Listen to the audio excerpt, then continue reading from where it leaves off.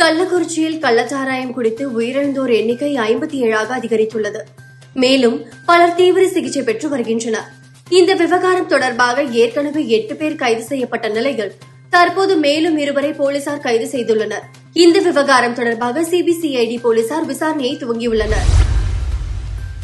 கள்ளக்குறிச்சி கள்ளச்சாராய உயிரிழப்புகளுக்கு திமுக எம்எல்ஏக்களான உதயசூரியன் மற்றும் வசந்த் கார்த்திகேயன் தான் காரணம் என பாமக நிறுவனர் ராமதாஸ், தலைவர் அன்புமணி ஆகியோர் குற்றம் சாட்டியிருந்தனர். இந்த விவகாரத்தில் திமுகவை தொடர்புபடுத்தி பேசிய பாமக நிறுவனர் ராமதாஸ் மற்றும் தலைவர் அன்புமணி ஆகியோர் மன்னிப்பு கேட்க வேண்டும், நஷ்ட ஈடாக தலா ரூபாய் 1 கோடியை முதலமைச்சர் நிவாரண நிதிக்கு வழங்க வேண்டும் என்று திமுக எம்எல்ஏக்கள் சார்பில் நோட்டீஸ் அனுப்பப்பட்டுள்ளது. நெட் தேர்வு முறைகேடு விவகாரம் தொடர்பாக பீகார் மாநிலத்தில் விசாரணை செய்ய சிபிஐ அதிகாரிகளை கிராம மக்கள் ஒன்று சேர்ந்து சரமாரியாக தாக்குதல் நடத்திய சம்பவம் பரபரப்பை ஏற்படுத்தியிருக்கிறது.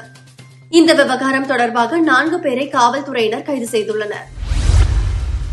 மதுபான கொள்கை முறைகேடு விவகாரத்தில் கைது செய்யப்பட்ட முதலமைச்சர் அரவிந்த் கெஜ்ரிவாலுக்கு விசாரணை நீதிமன்றம் வழங்கிய ஜாமீனை டெல்லி உயர்நீதிமன்றம் நிறுத்தி வைத்துள்ளது.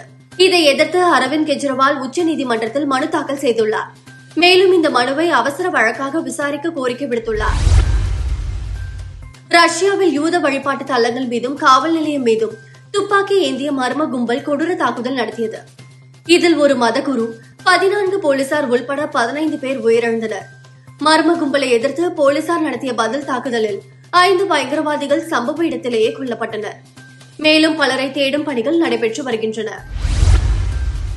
சவுதி அரேபியாவில் உள்ள புனித மெக்காவுக்கு புனித பயணம் செல்வதை முஸ்லிம் மக்கள் தங்களின் வாழ்வியல் கடமைகளில் முக்கியமானதாக கருதுகின்றனர். இந்த ஆண்டு ஹஜ் பயணம் செய்ய உலகம் முழுவதிலும் இருந்து ஏராளமானோர் சவுதி நோக்கி வந்து கொண்டிருக்கின்றனர்.